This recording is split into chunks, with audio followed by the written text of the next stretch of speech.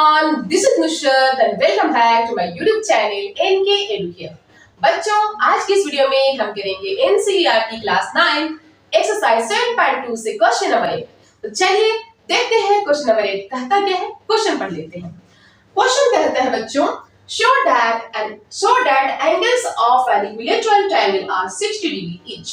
Okay, हमें ये बताने हैं कि किसी भी इक्विलेटरल ट्रायंगल्स के जितने भी एंगल्स हैं वो 60 डिग्री के हैं। हमें ये शो करने हैं कि angle A, angle B, angle C, ये तीनों की मेजर कितनी है, 60 डिग्री है।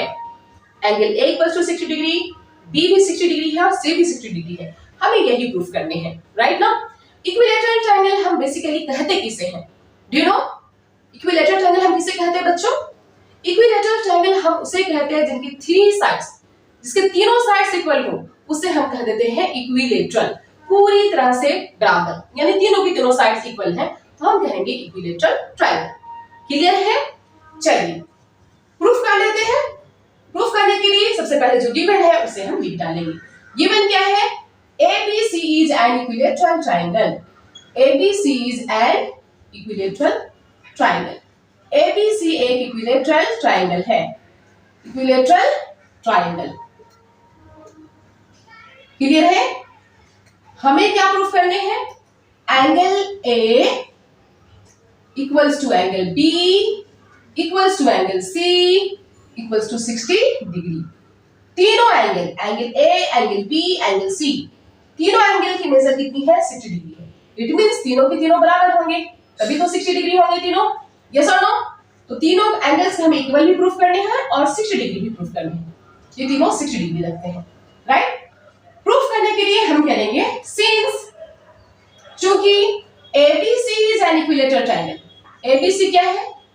एन इक्विलेटरल ट्रायंगल है। जब ABC एक इक्विलेटरल ट्रायंगल है बच्चों, तो क्या होगा? You can see here, ABC एक इक्विलेटरल ट्रायंगल है, AB equals to AC, therefore AB AC के बराबर हो जाती है। AB AC ये दोनों साइड्स आपस में इक्वल होंगे ना। AB equals to AC, AB is equal to AC। जब ये दो साइड्स इक्वल हैं, तो उनके अपोजिट एंगल्स भी इक्वल होंगे। यस और no? Angles opposite to equal sides are equal. अगर कोई दो अपोजिट साइड्स अगर इक्वल हो, तो उनके अपोजिट एंगल्स भी इक्वल होते हैं। सो हम रिटर्न करेंगे angle B is equal to angle C। Angle B angle C के बराबर होती है। दो अपोजिट साइड्स इक्वल है, दो अपोजिट एंगल्स इक्वल होंगे। रीजन देंगे, angles opposite to equal sides are equal.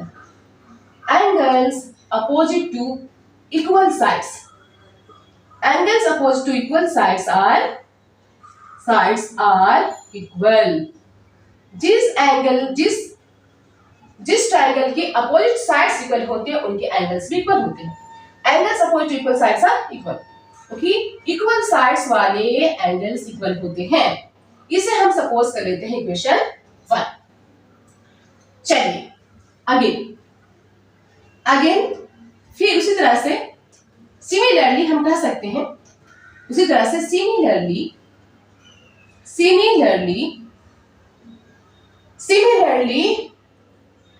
BC equals to AC। BC और AC के बराबर हो जाती है क्योंकि सभी साइड्स इक्वल है, तो BC और AC के इक्वल होंगे ना। Similarly show that angles of equilateral triangle, हाँ yes, BC equals to AC। Similarly BC AC के बराबर हो जाती है। इक्विलेटरल ट्रायंगल उसे कहते हैं जिनके सभी साइड्स इक्वल है, तो BC और AC भी आपस में इक्वल हो जाएंगे। BC equals to AC। जब BC AC के बराबर है, then क्या होगा? B और एंगल A दो साइड्स इक्वल है, BC और AC, what will be? Then B और एंगल A ये दोनों भी इक्वल हो जाएंगे। Therefore angle B is equal to angle A। B angle A के बराबर हो जाती है। Angle B is equal to angle A। दो साइड्स इक्वल है, दो एंगल्स भी इक्वल होंगे। क्लियर है? रीजन से हम देंगे angles opposite to equal sides are equal. Angles opposite to equal sides, angles opposite to equal sides are equal. Clear है? Equal sides are equal. Understood बच्चों? ये हो गया। चलिए इसे सपोज कर लेते हैं इक्वेशन 2। अब इक्वेशन 1 और इक्वेशन 2 से, from equation 1 and 2, equation 1 and 2 से वी गेट, इक्वेशन 1 एंड 2 से वी गेट, इक्वेशन 1 और 2 से हमें क्या मिलती है, that angle B is equal to angle C and angle B is equal to angle A. Means angle B C के भी बराबर है, angle B A के बराबर भी है. It means A, B और C तीनों आपस में इक्वल है.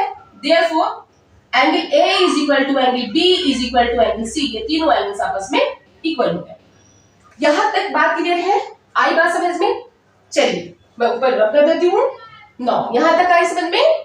9. You know, angle A plus angle B plus angle C equals to 180 degree. Triangle की तीनों एंगल की मेजर कितनी होती है? 180 degree. Angle A, angle B और angle C. Sorry, angle A, angle B और एंगल C ये तीनों एंगल्स आपस में इक्वल है. तो हम एंगल B और एंगल C को भी एंगल A सपोज कर लेते हैं. क्या कोई प्रॉब्लम है? अगर एंगल B और एंगल C को भी अगर मैं A ले लेती हूँ, कोई दिक्कत है? नो, क्योंकि A B के बराबर भी है और A C के बराबर भी है. तो हम B के प्लेस पे A ले लेते हैं, C के प्लेस पे भी A ले लेते हैं. 180 डिग्री. अब ये तीनों एंगल A को ऐड कर देते हैं. क्या आएगा? 3 angle A equals to 180 degree. Therefore, angle A equals to what? 180 degree को 3 से डिवाइड करेंगे. 3 6 18, 60 डिग्री. A की वैल्यू कितनी आ गई? 60 डिग्री. Hence,